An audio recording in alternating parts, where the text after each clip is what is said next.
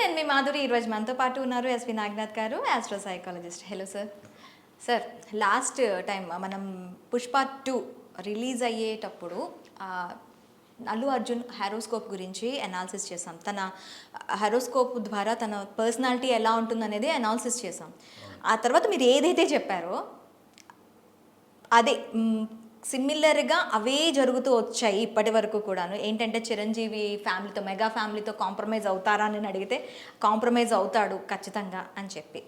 అయితే తను ఈ పుష్ప 2 రిలీజ్ అయిన తర్వాత తను జైలుకి వెళ్ళటం, ఏదైతే సంధ్య థియేటర్ ఇష్యూ ఉందో ఆ ఇష్యూలో జైలుకి వెళ్ళటం, జైలు నుంచి వచ్చాక ఇవన్నీ సినారియాస్ చూసుకుంటే కాంప్రమైజింగ్ కనిపిస్తుంది, కానీ మెగా ఫ్యామిలీతో ఒక కాంప్రమైజింగ్ నేచర్ కనిపిస్తుంది, కానీ యాటిట్యూడ్లో మాత్రం తగ్గేదేలే. అసలు Allu Arjun attitude Pushpa movie series వల్ల వచ్చిందా, లేకపోతే తన ఆస్ట్రాలజీ అండ్ తన సైకాలజీ దీంట్లోనే ఉందా ఆ యాటిట్యూడ్? నేను ఎప్పుడూ ఒక విషయం అనాలిసిస్లో చెప్తుంటాను. గతంలో కూడా మనం శోభిత నాగ చైతన్య గురించి మాట్లాడినప్పుడు కూడా పర్సనాలిటీ అనాలిసిస్ చేశాం. Yes. Okay, so personality analysis అనేది నేను కొత్తగా చేసేది ఏం లేదు. ఏ ఆస్ట్రాలజర్ అయినా కానీ ఒక్కసారి date of birth, time, place of birth తీసుకుంటే వాళ్ళ హారోస్కోప్లో వాళ్ళకి బై బర్త్ ఒక నేచర్ ఉంటుంది, పుట్టుకతోనే ఒక స్వభావం, ఒక పర్సనాలిటీ ఉంటుంది. సో అదర్వైజ్ ఒక వ్యక్తి పర్సనాలిటీ మీరు కూడా అనాలిసిస్ చేయొచ్చు సైకాలజీ బ్యాక్గ్రౌండ్ లేకుండా.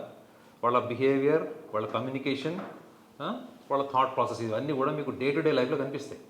మీరు, నేను ఎవరన్నా చేయొచ్చు. అంటే మన కళ్ళతో చూస్తే, అంటే మన తోటి వాళ్ళతో ఉన్న వాళ్ళతో వీళ్ళు ఇలాంటి వాళ్ళు, వాళ్ళు అలాంటి వాళ్ళని ఒక ముద్ర వేస్తూ ఉంటాం మనం. అదే మనం ఏంటంటే అబ్జర్వేషన్ ద్వారా మనం ఎవరి పర్సనాలిటీ అని అనాలిసిస్ చేయొచ్చు. కానీ ఆస్ట్రాలజీలోనే ఇంబైబ్డ్ పర్సనాలిటీ ఒకటి ఉంటుంది. ఇది నేను ఎక్స్టర్నల్ ఫ్యాక్టర్స్ చూసి చెప్పింది కాదు. ఆస్ట్రాలజీలోనే imbibed nature, personality, behavioural pattern, thought process, understanding, communication, execution, ఇలాంటివన్నీ లక్షణాలు కూడా బై బర్త్ ఉంటాయి. సో నా అనాలిసిస్లో నేను ఆ రోజు కూడా చెప్పాను. అప్పుడు 1 month బ్యాక్ కూడా ఏంటంటే, అప్పుడు చాలా పతాక స్థాయిలో ఉంది. ఆంధ్రాలో ఒక పోస్టర్ రిలీజ్ చేశారు ఆ సినిమా ముందు, అది కూడా చాలా భయంకరంగా మిస్ఫైర్ అయింది. ప్లస్ రెండోది, అప్పుడు ఇంకా అసలు మెగా ఫ్యామిలీతో అసలు కంప్లీట్గా అసలు డిస్కనెక్ట్ అయిపోయాడు, ఐసోలేటెడ్ అయిపోయాడు, ఒక్కడే అయిపోయాడు అనేటువంటి వాదన కూడా బాగా వచ్చింది. సో అల్లు అర్జున్ పర్సనాలిటీలో మనం యాంటిసిపేట్ చేసింది ఏంటంటే, ముఖ్యంగా నేను చెప్పిన పాయింట్ ఏంటంటే, తను ఏ విషయాన్నైనా ఎలా అర్థం చేసుకుంటాడు.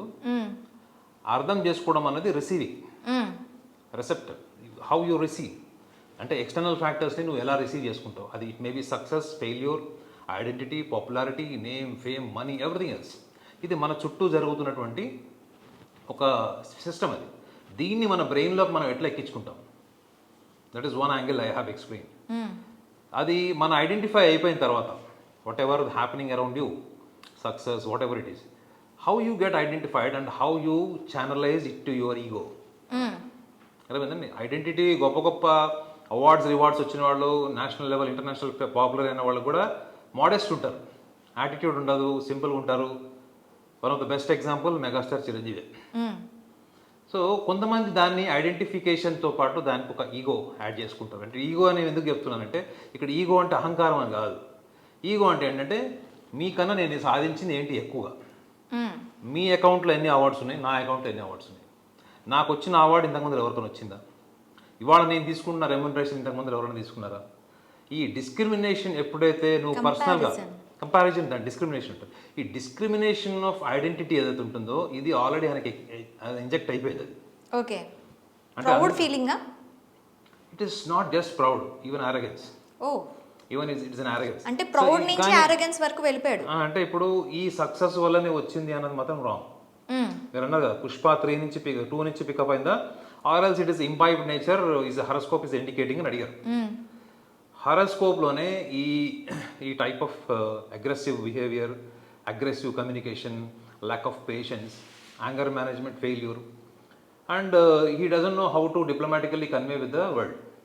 ఈ లక్షణాలన్నీ కూడా ఆయన బై బర్త్ నేచర్ ఉంటుంది. నేను ఎందుకు ముందు చెప్పడం, హస్త నక్షత్రం, కన్యారాశి అంది.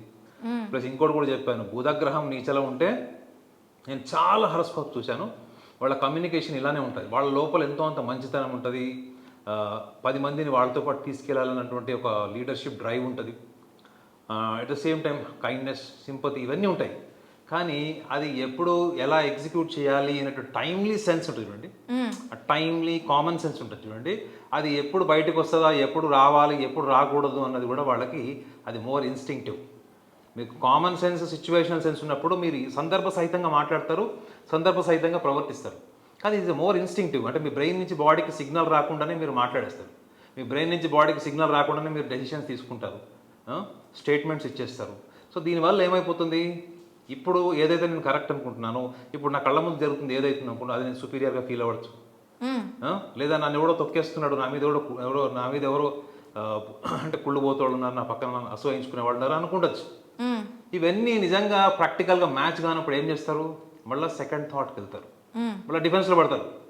ఈ డిఫెన్స్లో పడిన ప్రక్రియనే మళ్ళీ మెగాస్టార్ చిరంజీవి గారితో ఆయన కాంప్రమైజ్ అవుతాడు అని నా అనాలిసిస్ చెప్పాను. అయితే ఇక్కడ మనం ఇంకొకటి చూడాలి సార్, తన ఫస్ట్ మూవీ రిలీజ్ అయిన తర్వాత ప్రెస్ మీట్ అండ్ జైలు నుంచి వచ్చిన తర్వాత ప్రెస్ మీట్, అక్కడ మనకి అగ్రెసివ్నెస్, మీరు చెప్పినట్టు ఒక యాంగర్, ఒక యారగెన్స్, ఒక అగ్రెసివ్నెస్ కనిపించింది. ఇక్కడ మనకి కంప్లీట్గా కన్ఫ్యూజన్, ఏం మాట్లాడుతున్నాను, కరెక్ట్గానే మాట్లాడుతున్నానా అన్నప్పుడు కూడా యాంగర్, ఆ అగ్రెసివ్నెస్ కనిపించింది. అసలు ఈ టైప్ ఆఫ్ యాటిట్యూడ్ మనం 2 పేజెస్లో చూసాం అల్లు అర్జున్ని. దీన్ని ఎలా అర్థం చేసుకోవాలి? ఒకటి థియేటర్లో జరిగినటువంటి ఇన్సిడెంట్ అయింది కదా, నాకు తెలిసినప్పుడు బాగా నర్వస్ అయి ఉంటాడు, ఓకే, చాలా భయపడి ఉంటాడు, పానిక్ అయి ఉంటాడు. సో జనరల్గా వాళ్ళకి యాక్టర్స్ కాబట్టి వాళ్ళకి లోపల భావాన్ని బయట ప్రపంచానికి తెలియకుండా మేనేజ్ చేసేటువంటి ఎబిలిటీ ఉంటుంది వాళ్ళకి లోపల. ఎందుకంటే ఆల్రెడీ కమిషనర్ గారు చెప్పారు కదా, అక్కడ ఇట్లా అయింది, అక్కడ పరిస్థితి బాగాలేదు, మీరు వెళ్ళిపోండి ఇక్కడ నుంచి ఏదైనా చెప్పినప్పుడు దానికి ఏదో సమ్ అనాలిసిస్ జరిగింది. అది ఏంటి ఎవిడెన్సెస్ అన్నది అది రేపు పొద్దున ఎవిడెన్సెస్ వాళ్ళ మధ్యలో ఉంటాయి. బట్ అక్కడ జరిగిన ఇన్సిడెంట్కి ఆయన చాలా కాన్ఫిడెంట్గా, న్యాచురల్గా అక్కడ కేవలం అభిమానుల కోసం వచ్చాను, అభిమానులకి ఎంటర్టైన్మెంట్ ఇచ్చాను, వాళ్ళకు మంచిగా బూస్టింగ్ ఇచ్చాను, వెళ్ళాను అనేది ప్రజెంటేషన్. అది మన మీడియా ముందు ప్రజెంట్ చేశాడు. కానీ లోపల ఎక్కడొక్కడ భయము, అక్కడ సిచ్యువేషన్లు ఏం చేయాలో తెలియదు. అర్థమైందండి? సో ఒక పానిక్ సిచ్యువేషన్, లైఫ్లో మోస్ట్ డిఫికల్ట్ సిచ్యువేషన్ ఆ రోజు ఫస్ట్ టైం చూశాడు. అభిమానులు రావడం, లక్షల మంది ఆయన ఫాలో అవ్వడం అనేది గతంలో చాలాసార్లు చూశాడు. బట్ అక్కడ ఇన్సిడెంట్ ఏమైంది, ఓకే, ఆయనకి చెప్పి ఉంటారు, నిజంగా చెప్పండి అక్కడ ఏం ఇన్సిడెంట్ అయిందో చెప్పే ఉంటారు. బహుశా అది వాళ్ళ మధ్యలో చెప్పారో లేదన్నది రేపు పొద్దున అది ఎవిడెన్సెస్ని చూస్తే తెలుస్తుంది. కానీ ఇంకొకటి ఏంటంటే ప్రెస్లో మాట్లాడేటువంటి, యాక్చువల్లీ నా ఇంట్రెస్టింగ్ పాయింట్ ఏంటంటే ఆయన ప్రెస్ ముందు మాట్లాడేటువంటి, ఆ ప్రెస్ ముందు మాట్లాడేటప్పుడు ఒక పేపర్ తీసుకొని వచ్చి కూర్చొని quite often he was watching paper చూస్తున్నారు, చెప్తున్నాడు, నేను ఇంగ్లీష్లో చెప్తాను, కాసేపు తెలుగులో చెప్తాను. నువ్వు ఇంగ్లీష్లో చెప్పినా తెలుగులో చెప్పినా అక్కడ సిచ్యువేషన్ ఏంటి? Language was not the barrier, language not the compulsory communication method. అక్కడ మెయిన్ కామన్ సెన్స్ ఏంటంటే అక్కడ అంత జరిగిన తర్వాత చాలామంది ప్రశ్నించింది ఏంటంటే, అంత ఇన్సిడెంట్ తర్వాత 1 మంత్ ఆల్మోస్ట్ 3 వీక్స్ తర్వాత కూడా మీరు ఎందుకు ఫ్యామిలీ మెంబర్స్ని కన్సల్ట్ చేయలేదు, ఎవరు చనిపోయిన వాళ్ళ ఫ్యామిలీని? ఒక తల్లి చనిపోయే పిల్లవాడిని కూడా లాస్ట్ మూమెంట్లో వదలకుండా అలానే పట్టుకొని ఉంది అన్నది రేవంత్ రెడ్డి గారు మొన్న అసెంబ్లీలో చెప్పారు. ఇవన్నీ సెన్సిటివ్ ఎమోషన్స్ పాయింట్స్ అండి ఇవి. అక్కడ మనిషిని వీళ్ళు ఎన్ని కోట్లు ఇచ్చినా కానీ ఆ చనిపోయిన మహిళ మళ్ళీ తిరిగి రాదు. సో మీరు ఎలా ఆలోచించాలి అక్కడ? మీరు వెళ్ళి, నేను క్లారిఫికేషన్, నేను థియేటర్లో కూర్చున్నాను, థియేటర్లో ఏం జరిగింది, నా దగ్గరికి ఎవరు రాలేదు, పోలీసు వాళ్ళు రాలేదు, ఎవరు రాలేదు, నేను జస్ట్ చూశాను, వెళ్ళిపోయాను, నేను వెళ్తూ కూడా అందరినీ జరిపేస్తున్నాను, ఇట్లా సైడ్ ఇవ్వమని చెప్తున్నారు, అవన్నీ చెప్తున్నాను. నువ్వు ఒక సెలబ్రిటీ అయిన తర్వాత ఎవడన్నా మాటింటాడా చెప్పండి? ఒక సెలబ్రిటీ రోడ్డు మీదకి వచ్చిన తర్వాత ఎవడన్నా మాటింటాడా? అక్కడ ఎవరైతే మాటలు వినలేదో వాళ్ళ చుట్టుపక్కల ఉన్నటువంటి ఫ్యాన్స్ కావచ్చు, లేదా ఒక సెలబ్రిటీని చూడాలన్నటువంటి జిజ్ఞాస, ఒక కుతూహలం, క్యూరియాసిటీ ఉంటుంది. ఆ టైంలో కామన్ సెన్స్ ఉండదు, లాజికల్ థింకింగ్ ఏముండదు. నా అభిమానం నటుడు కనపడ్డా, లేకపోతే ఒక ఫిల్మ్ స్టార్ రోడ్డు మీదకి వచ్చాడు, ఈ మైండ్ సెట్తోని అతను ప్రెస్ ముందుకు వచ్చినప్పుడు అతను ఏం మాట్లాడాలి, అతను తను ఫీల్ అయిందే చెప్తున్నాడు. మీరు చూసారు అక్కడ ఆద్యంతము అక్కడ ప్రెస్ ముందర సుమారు 50-60 కెమెరాస్ ఉన్నాయి, మైక్స్ ఉన్నాయి. So what ever he felt is talking. ఇప్పుడు మీరు మీ ఇంట్లో 100 రకాలుగా బిహేవ్ చేస్తారు మేడం, 100 రకాలుగా ఉంటారు మీ ఇంట్లో. మీ హస్బెండ్తో మాట్లాడతారు, పిల్లలతో మాట్లాడతారు, చుట్టాలు, బంధువులు. కానీ మీరు ఒక్కసారి కెమెరా ముందుకు రాగానే ఎంత కాన్షియస్ ఉంటారు? అవును. ఆ కాన్షియస్నెస్ అన్నది మీకు సబ్జెక్ట్ మొత్తం అసలు ఏం జరిగింది, దాన్ని నువ్వు ఎట్లా మైండ్కి ఛానలైజ్ చేసుకున్నావు, ఎట్లా ఆర్గనైజ్ చేసుకున్నావు, దాంట్లో నువ్వు ఎంత ఎంపతి క్యారీ చేసావు, ఎంత ఎమోషనల్గా నువ్వు డ్రైవ్ అయ్యావు, అదన్నీ కూడా మీకు కమ్యూనికేషన్లో కనపడలేదు. But it doesn't mean that he was not bothered about the situation and what all happen to the family. But he was failed to deliver the emotions, the feelings, the kind of things which he really felt.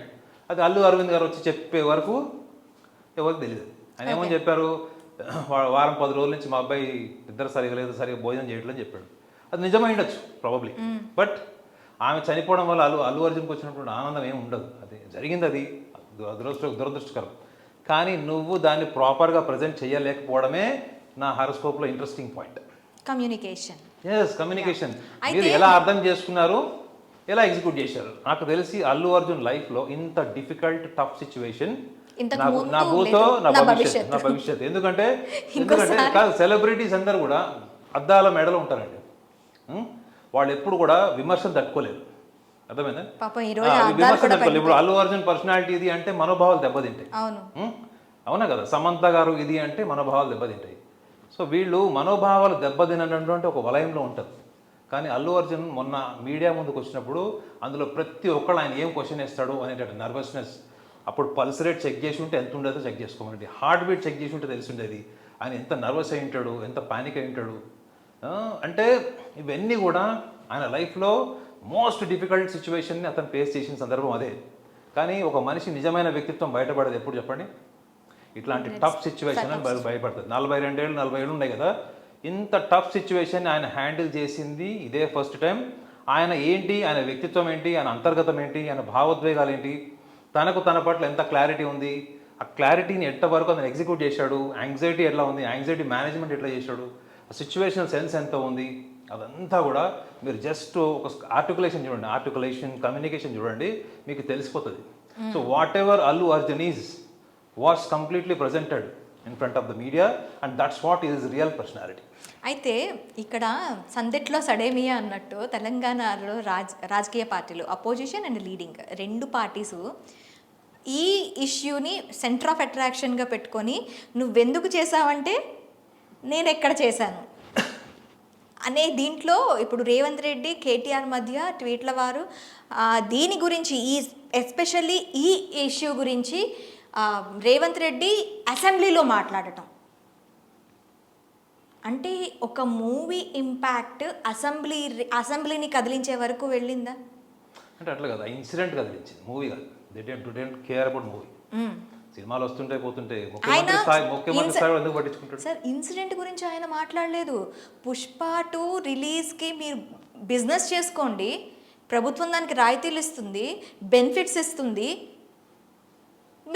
మీరు benefits తీసుకోండి, అన్నీ చేసుకోండి, మీరు జైలుకి వెళ్ళండి, morning రాత్రి వెళ్ళండి, evening మళ్ళీ మార్నింగ్కి వచ్చేసేయండి, ఇలాంటి మాటలు మాట్లాడారు. ఆ సంధ్య థియేటర్ ఇష్యూ గురించి ఆయన పిన్ చేయలేదు. ఇక్కడ అల్లు అర్జున్ని మూవీని ఒక మాధురి గారు అసలు అల్లు అర్జున్ చర్చ సంధ్యా థియేటర్ ఇష్యూ జరగకపోయింటే అసెంబ్లీకి ఎట్లా వచ్చేది చెప్పండి.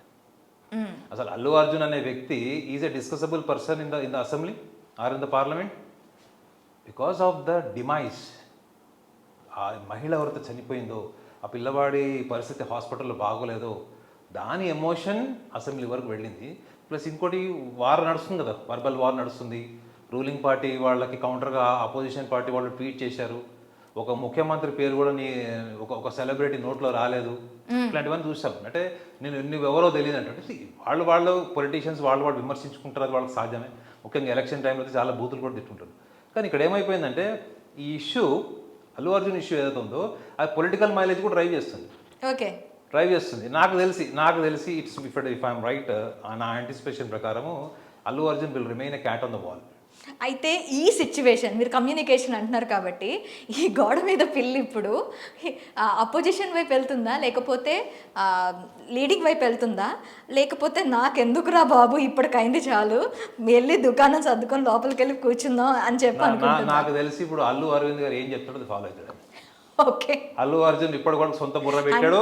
ప్రెస్ కాన్ఫరెన్స్లో ఆయనకి ఎంత సొంత బుర్ర ఉంది, ఎంత మెచ్యూరిటీ ఉంది, ఎంత కమ్యూనికేషన్ ఉంది అంతా చూశారు. కాబట్టి now I think he sincerely obediently follow what is father says. Allu Aravind garu ఏం చెప్తారో అది ఫాలో అవుతారని నేను అనుకుంటున్నా. అల్లు అరవింద్ గారు ఎట్లా ఆయన intellectual balanced person, one side person కాదు కాబట్టి ఆయన మ్యాటర్ సెటిల్ చేసుకోవడానికి మాత్రమే చూస్తారని అనుకుంటున్నాను. Okay sir, thank you very much.